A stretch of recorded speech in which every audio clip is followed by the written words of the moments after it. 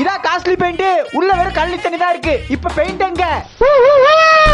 வணக்கம். இது போசன் வாழ்க்கையில 4/11 வீடியோல கப்பல்ல எந்த சரக்கும் இல்லன்னு சொல்லிருப்பேன். சரக்கு எது இல்லாத காரணத்தினால சரக்கேத்த இடத்தை தான் இன்னைக்கு மெயின்டெனன்ஸ் பண்ண போறோம். இந்த இடத்தை நாங்க கார்கோ ஹோல்டுன்னு சொல்லுவோம். இந்த இடத்த விட இந்த இடத்துல ரொம்ப உண்மையா வேலை பார்ப்போம். என்ன காரணம்னா கப்பல்ல என்ன வேலை பார்த்தாலும் சரி, இடத்துல சரக்கு மட்டும் ஏத்தலனா சம்பளம் கிடையாது.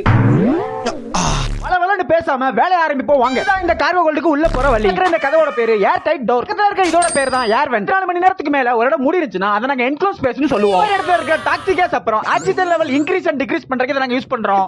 ஆக்சிஜன் லெவல்லாம் கரெக்ட்டா வந்துட்டு ஆயுதங்களை எடுத்துட்டு களத்துல இறங்குவோம். இந்த மாதிரி இந்த இடத்தை உயிரை கொடுத்து பஃபிங் பண்ணனும் எந்த அவசியமும் இல்ல. அப்படி சொல்றேன்னா இந்த இடத்துல துருளா இருக்காது, வெறும் தூசி தான். பஃபிங் மிஷினை வச்சாலே போதும் சர்ன்னு பறந்துரும். பஃபிங் வேலை முடிஞ்சு பெயிண்ட் எடுத்துட்டு வா அடிச்சு விட்டுருவோம்னு ஜூனியர் கிட்ட சொன்னா எப்படி ஓபன் பண்ணதானே தெரியல. பிரச்சனை இல்ல, நான் சொல்லி தரேன் வாங்க. இதுதான் பெயிண்ட் ஸ்டோரோட கையில எடுக்கும்போது தான் நான் ஒரு போசனாவே உணர்றேன். இதுல இருந்து தேவையான பெயிண்ட வெளிய எடுத்து வச்சுக்கிட்டோம். பாக்குற இந்த பெயிண்டோட பேரு எபாக்சி. கப்பல்ல இருக்கிறதுலயே ரொம்ப காஸ்ட்லியான பெயிண்ட் இது. பாக்குற இதுதான் ஸ்கிராப்பர். இத வச்சு தான் நம்ம இந்த பெயிண்ட் டப்பா ஓபன் பண்ண போறோம். லோச்சக் மோச்சக் பஜக் லோச்சக்.